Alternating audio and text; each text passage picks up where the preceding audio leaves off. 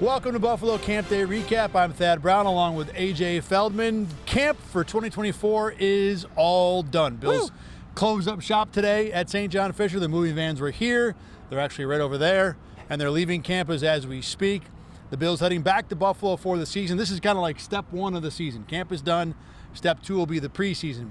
AJ, before we move to step two, let's briefly talk about today's practice. It was short. Yep. It was light. We were done by 11, by far the shortest practice of camp. And although plays were ran, things were scrimmaged, it never felt like this was a 100% practice. No, I think it was maybe a third of the way into team drills. We saw a pass, I forget who exactly it was to, but it was near Cam Lewis. I think it was Quentin Morris. Quentin Morris, yeah. And me and you both were like, you know what? Cam Lewis really didn't try on that play. And it wasn't like a knock on Cam Lewis. It was just like, okay, this is the type of practice we're going to have today. Everybody's, they're going to get healthy. The injury list is kind of got to have 10 or 12 names on at this point. It's growing and not shrinking, that's for sure. Yeah, so I think everybody's like, okay, we got, final day of camp here Thursday. We're going to go home. We're going to see our family in, a full capacity. Let's just kind of get through today. And that was the type of practice we had. On that Cam Lewis play, too, after he was done, he had good coverage on Morris. As he's running back to the huddle, he got a high five from Josh Allen, who ran out from watching. He wasn't playing. It was a Mitch Trubisky pass. And gave Cam Lewis a high five. And it felt to me like Josh Allen was saying, hey, thanks for letting us get our work in, get our reps in. And that really was the gist of today's practice. So the conversation that you and I are going to have is not about today. It's about camp as a whole and, like I said, looking forward to the preseason. Sean McDermott today announced that the starters will play approximately a quarter on Saturday against the Bears, including Josh Allen. And my reaction is I think it's a good move. And I've been talking about this for weeks now, that with all the changes the Bills have, new coordinators, both sides of the ball, at least for preseason, new center, new safeties, that this team needs first-team reps in preseason games, even if you're going to risk your starting quarterback and you're starting whatever. So I think it's the right move. I may be a little surprised they're playing so much. I believe this is the first time Josh Allen's going to play a first preseason game since his rookie year. Some of that COVID is the reason for that. But I think it's the right call for Sean McDermott. Yeah, and the preseason has changed so much throughout the NFL in many different aspects. But one of them is that, quote-unquote, back in the day, there was a prescribed preseason formula. No one really played in week one. You're ramped up. Week 3 was the week. Everybody played in week 3. They did all their stuff. Week 4 was nothing. Now it's kind of all over the place. It's based on whether you're home or away, who you're going up against, things of that nature. So, the fact that they're playing in week 1, I don't think should surprise anybody. It might just be, it's a home game. Things are more controlled. And plus, to state the obvious, if you start off playing week 1, you can always play more than you're expecting, and you can ramp it down if, things go well. Who knows? Maybe nobody plays in week 3. If you just start in week 2 or in week 3 and things don't exactly go your way, like that Pittsburgh game last year when it was not a very pretty preseason game for the Bills, now you can adjust as you go, with this extra runway. So don't look too much in the fact that they're going right away. Who knows, if things go well, weeks 1 and 2, they might just sit out week 3. Well, and week 2, actually, to me, you brought up the idea of home or away having an impact, and I think it does, to a degree. But the second preseason game is going to follow a joint practice. I would not be surprised if Sean McDermott says, hey, my starters look good on Thursday. I don't need them to play on Saturday. And if that's the door you want to leave open, well, then you want them to play in this game this week. Because now if you have a great Saturday against the Bears and you look good Thursday in the joint practice against the Steelers, well, you might just shut it down for Josh Allen for the rest of the preseason and say, we don't need to play the same team we just played in preseason game number 2, and then when the Panthers come to town for the 3rd week, now we're good. This is going to be bottom of the roster looks for 60 straight minutes. You open that door up only by playing the Bills this week, because to your point, if you don't play them this week, then you got to find other preseason reps to get all that stuff in. Yeah, and it could adjust.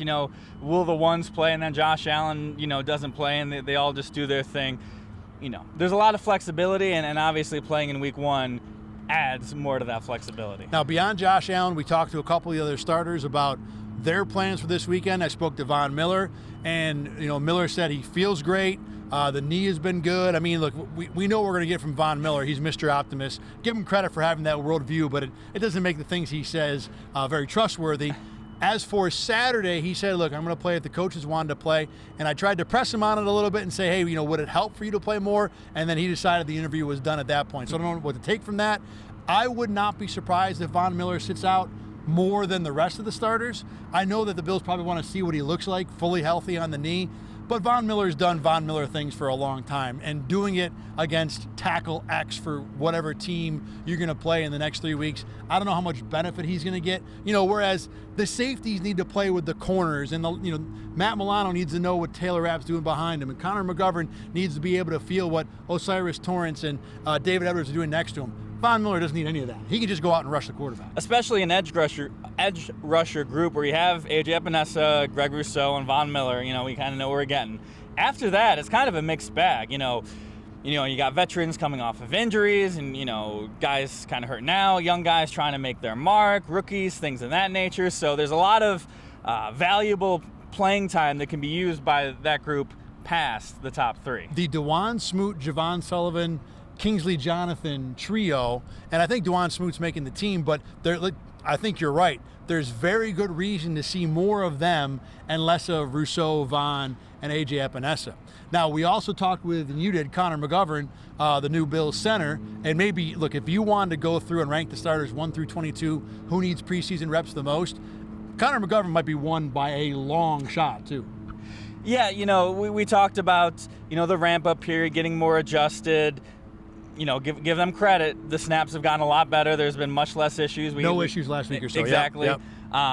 They're figuring out exactly what butt cheek Josh Allen should put his hands underneath, which is not an exaggeration. These are the things they're working out.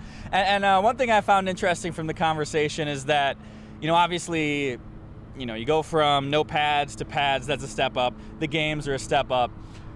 But now Josh Allen can get hit. Josh Allen can get sacked, and things can happen to Josh Allen. And McGovern talked about the fact that, okay, that creates a little more stress. It creates a little more urgency. So it's good to kind of get through that. And, it's good to have that in the back of your mind. Like, okay, now these reps really, really matter. So, it's just an added level to kind of the picture on Saturday. It's funny to think that for an offensive lineman in week one, yes, you're trying to win a game and, block for a first down and create space. But in the preseason, you are literally protecting your season every time number 17 drops back to pass. Yeah, and we did ask him, is there more pressure on a preseason game to keep Josh Allen upright? Because, the games don't really count. And it kind of is like, well, I don't really ever want to see him get hurt. So he kind of balked at that question. But no, definitely a storyline to be watching on Saturday. All right, let's move on and take a look at this camp as a whole. And the way I want to approach this, let's go through the guys who kind of stood out. So what I want is you and I to each give the player who overperformed the most in camp based on what you thought they would do coming in. Can be a veteran, can be a rookie, whatever. And the guy who underperformed the most in camp. We might have the same guy, that's fine. And then we'll talk about our honorable mentions. So first for you, who was the guy that most overperformed through the last 2.5 weeks here at Fisher? I think it's Tyrell Shavers. I mean, it's not a very surprising suggestion or pick from anybody who's been following along training camp.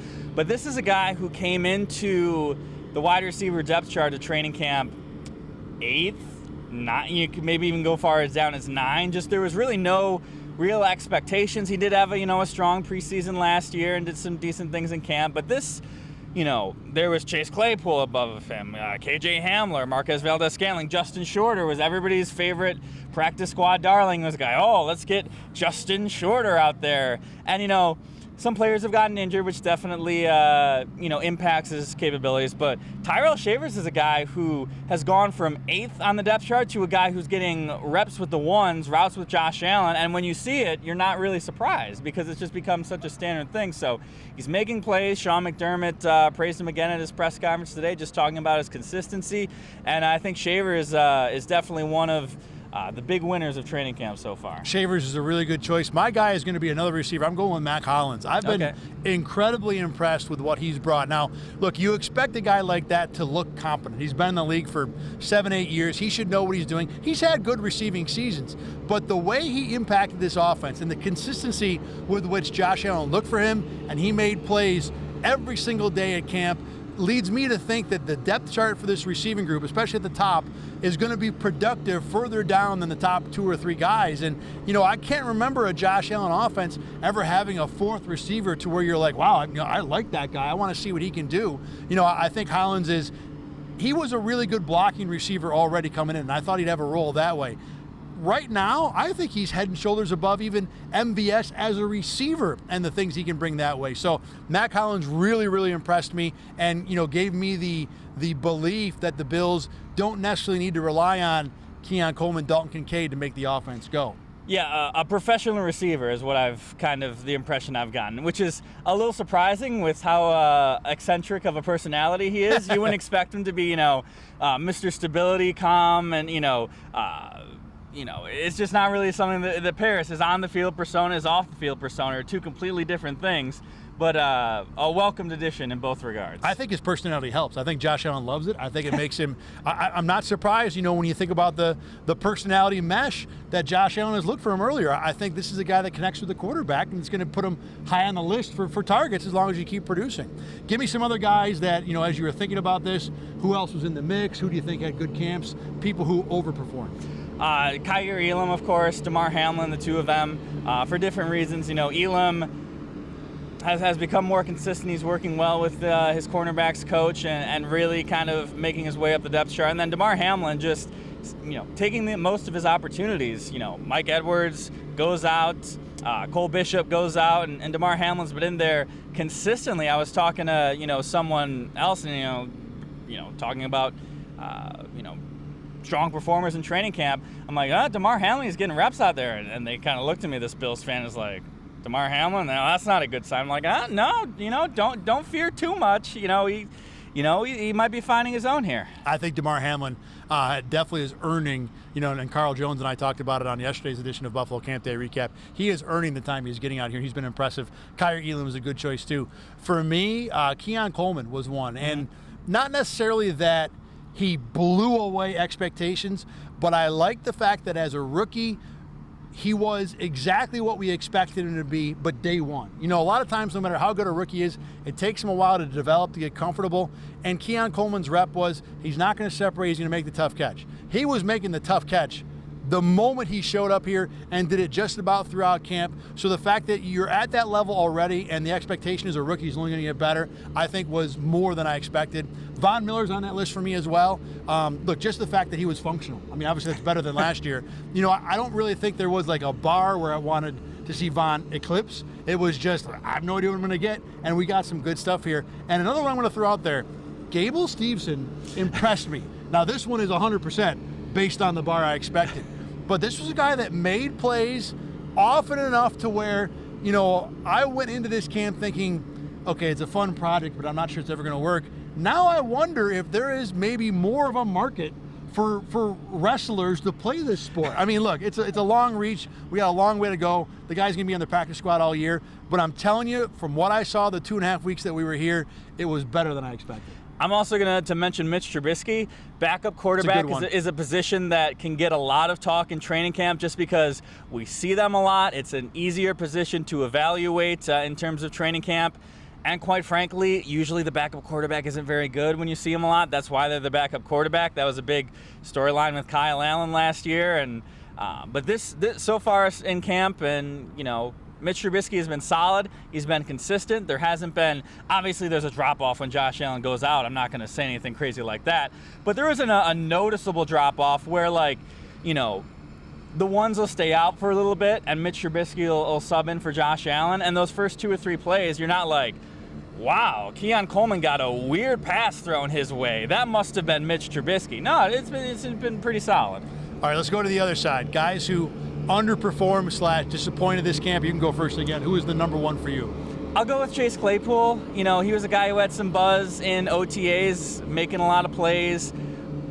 I think on our second training camp podcast when we talked about it, I had him as making the team as that 5th wide receiver behind Marquez Valdez-Scantling, or the sixth after, yeah. But obviously the injury doesn't help, and that's part of it. Availability, is your best ability, but he really never stood out. He really never made a lot of plays even when he was on the field. And it's going to be, he's got a real uphill battle. He's got to get back on the field. He's got to get healthy, and he's got to start making plays to get the benefit of the doubt there. My most disappointing player, I think, by a mile is James Cook. The hands issue with him has gotten to a very concerning level. No issues particularly today, but look, this is a guy that's dropping passes against air. He's fumbling. It's become a regular thing, and this is still the Bills' best back. Now, Ty Johnson was hurt for most of this camp, so theoretically, if he's out here, maybe he overperforms, and there's a discussion about that. I guess there's a world where that might happen, but this is the guy, Cook is, who's going to get the most touches out of the backfield, receiving and rushing. And right this second, you just frankly can't trust the ball is going to not hit the ground at some point, whether it be before he gets it or after he gets it. And this was a problem end of last year. It wasn't a thing with him coming out of college. This is out of nowhere almost.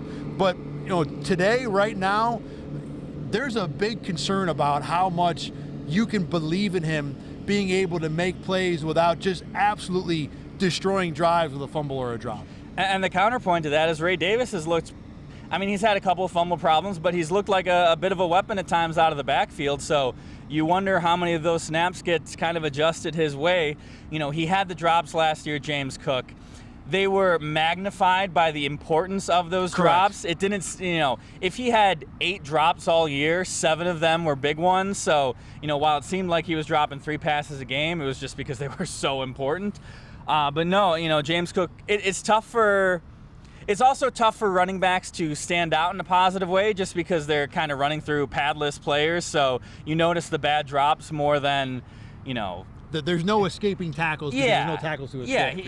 They escape every single one, so you don't give them a lot of credit. So, but James Cook is definitely one who probably has that camp to forget so far. And to your point, Ray Davis has looked good, but he's got 3 fumbles that I've counted in camp. And if you're fumbling once every 4 practices or 3, whatever the number is, that's not someone that's inspiring confidence either. So they don't really have. You got your most trustworthy running back is Ty Johnson, who hasn't suited up for the last 2 weeks, basically. Give me some other guys who underperformed for you in this camp. I'll go to receivers again just because it's an easy position to evaluate. Certainly, Marquez Valdez-Scantling. He had a nice play today, but it really hasn't been super consistent. There really hasn't been splashes, and it's not, Khalil Shakir is a guy who hasn't wowed at times, but he's just been consistent. He's been Khalil Shakir. MVS really hasn't taken on that much. I think Josh Allen talked about it a little bit yesterday. I think that their, relationship's growing more. He got in late to OTA, so maybe it's just a bit of a late start, but haven't really been wowed by him. As a veteran guy who you think would have a leg up on some of these younger guys coming in.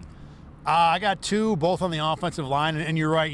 This camp is going to be heavy with conversation about skill guys because it's easier to evaluate them when when you have some practices like today where it's not full pads and the O-line, D-line stuff gets a giant grain of salt. But the rookie Cedric Van Pran Granger, just the thing that stands out is I see Gable Steveson go against him and make plays. And I see Gable Steveson go against other guys, and I see many less plays.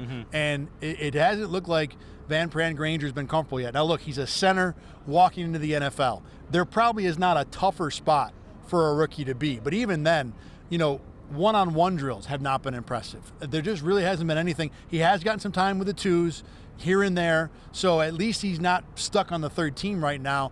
But I wanted to see more from a guy, even a 5th-round pick. And then the other one I'm going to bring up is Spencer Brown. And I don't know if he really had a bad camp because all of his bad plays were against Von Miller. So if Von Miller's Von Miller, then Spencer Brown is supposed to look bad against him. But Brown also had some trouble with a couple of Greg Rousseau snaps. I think Brown is fine. I think he had such a good season last year. It's hard for me to get nervous about him as people were the first 2 years he was as a starter. But I don't think Spencer Brown is going to feel good about this camp. The stuff he put on film, again, a lot of it was because 40 was on the other side. Yeah, both of those players, especially Cedric Van Pran Granger, you talk about a rookie coming into this spot, and obviously going to be tough. But this is a guy who did play a lot in college. He started a lot in college. He had a lot of experience. So he's not like he's a raw prospect who, has more leniency. Or they're moving him to a new position. Exactly. So, he had comfort. He had, experience. So, he's gonna have some work to do. All right, let's give out our turkey burgers for the last day of practice. These are good plays, good days, probably just be individual plays because there was not much to talk about. Go ahead. What do you got for today's turkey burger? I'll give one for MVS, even though I just, kind of poo-pooed his training camp. He did have the nicest play of camp today. Long pass down the right sideline, kind of a deep post. Got past Christian Benford, seemed to be finding a little zone and maybe a cover two. But maybe the biggest play that I saw from MVS in training camp so far. My turkey burger today is going to go to Lawrence Keys III, the way down the depth chart wide receiver. Now look, this guy I want to point out, he has been involved with the fans, signing autographs every day. And I mean, look, you want to make a comment about someone way down in the depth chart signing autographs, fine. But I appreciate the fact that he's putting the time in, connecting with the community, because not everybody else does that. There are other guys on this team that are, going to have a long shot to make the team who just blow by everybody walking in. And Keys has been out there every day. Today had a really nice catch on a ball that was not very accurately thrown. It's hard to give defensive turkey burgers today because I don't think the defense was really trying to stop anything. Everybody stayed healthy. Yeah, well, we give a turkey burger for that too. All right, so that is the end of the turkey burgers for this camp. So I've got it right here. Do you got it too? Yes. So the list of turkey burgers. Last year we had a winner. This year we've spread the wealth a little bit more. So we're not going to have anybody who had more than two. No, we do. Yeah, Curtis Samuel and Dalton Kincaid. They're at the top. Yeah, okay, there we go. Yeah. So leading our way, there we three go. turkey burgers each, Curtis Samuel and Dalton Kincaid, and then a host of guys with two. Josh Allen, Greg Rousseau, Cole Bishop, Jamarcus Ingram, Christian Benford, Gable Steveson, Von Miller, Rasul Douglas, Keon Coleman, Mitch Trubisky, Matt Collins, Zach Davidson. And I think that kind of all pans out in that it was kind of a consistent overall kind of spread the wealth type of training camp where, I think maybe last year we had our max was at 4 or 5 turkey burgers. This year it's down a little bit just because, and that's the offense. It's everybody eats, a very unselfish group. So I think that kind of checks out. And you look at the list of guys who you read that have two. That list is all the guys who played well in camp. I look through that, I'm like, yep, he was good. Curtis Samuel, I think, is the only one that's a bit of a surprise. The leader with 3. His camp wasn't bad. Yeah. He was consistently involved. I don't remember a whole lot spectacular from him to where if you're rating camp based on turkey burgers, we're saying Kincaid and Samuel had the best camp. Now, Kincaid, I don't know if that would be accurate, but I can see the argument there. Samuel, less so for me. Yeah, I think that just might be because he's a splash play guy. He lines up in interesting formations. They move him around.